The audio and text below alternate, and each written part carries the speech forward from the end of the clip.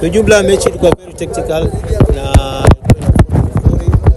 wameweza kututia goli katika kipindi cha mwanzo, lakini pia tuliweza kusawazisha katika dakika za kuongeza. Kwa hiyo kwa jumla mechi ilikuwa tough na mechi ilikuwa nzuri pia. Ni kweli kawaida wachezaji wetu wengi wana miss wakifika katika eneo la zone ya striker kwamba wanakosa sana magoli. Hilo ni tatizo ambalo tumeliona hata katika season iliyopita, lakini tulijaribu kuweza kurekebisha na bado tunarekebisha.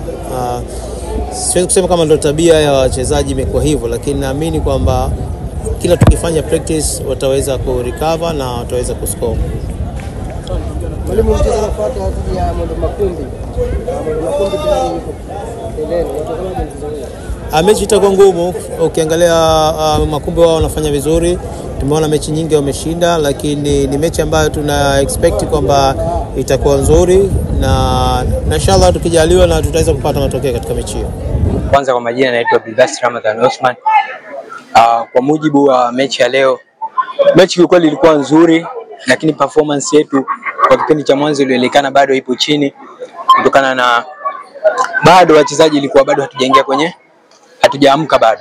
Lakini kwa kipindi cha pili tumeweza kuamka na kuona kama tunapocheza tumeshambulia vizuri, tumeweza kurejesha goli na tungeimagine kama dakika 3 tu mbele basi tungeweza kuwafunga, lakini so risky.